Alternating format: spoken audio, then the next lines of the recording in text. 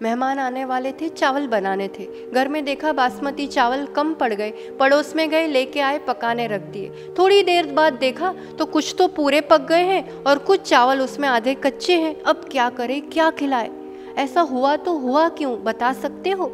घर के चावल बासमती चावल, जो पड़ोस से लेके आए वो शरबती चावल थे। चावल चावल है, पर दोनों की जाति अलग अलग होने से और फिर उन दोनों का ही एक साथ संयोग होने से रिजल्ट सामने है। मनुष्यों में भी अनेक जातियां होती है, अपने में भी हुम्मड़, खंडेलवाल, पोरवाल, कोई भी जाति हो उसके अपने एक संस्कार, अपने एक गुणवत्ता, अपना एक आचरण होता है। जाति जन्म से होती है, धर्म धारण किया जाता है। हमने अपने पूर्व पुरुषार्थ से एक उच्च कुल और विशेष जाति में जन्म लिया है, ये हमने खुद चुना है। अब हम अपनी जाति छोड़ करके फिर अन्य विजाति दूसरी जाति के वर वधू से विवाह करें, फिर उससे संयोग से उत्पन्न होने वाली संतान कौन सी जाति की कहलाएगी, बताओ?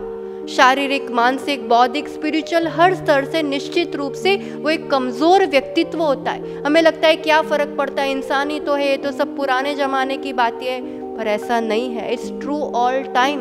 दूध दूध है, पर जर्सी गाय का हो तो, क्योंकि दो अलग जाति की गाय से उत्पन्न वो एक थर्ड हाइब्रिड प्रोडक्ट है। जर्सी गाय का दूध अभक्ष है, पीने लायक नहीं है।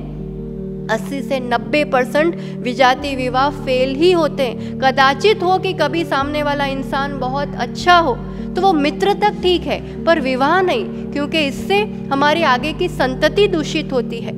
जो मोक्ष पद प्राप्त करने के जो 7 परम स्थान है, उसमें से सबसे पहली सीढ़ी सज्जातित्व, उसी से नीचे गिर गए तो फिर आगे कैसे बढ़ेंगे? मुनियारी का बनना तो दूर, वो कभी भी दान पूजा जैसे धर्म कार्य करने के लायक भी नहीं रहता है।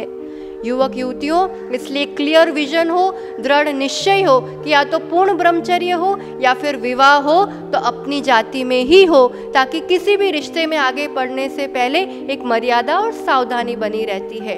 एक व्यक्ति के क्षणिक मोह के पीछे जन्मों जन्मों की अपनी कमाई को मत गवाओ। विजाति विवाह विनाश की राह, सज्जातित्व में एक सच्चे धर्मात्मा से विवाह सच्ची राह जो हर चाह पूरी करती है।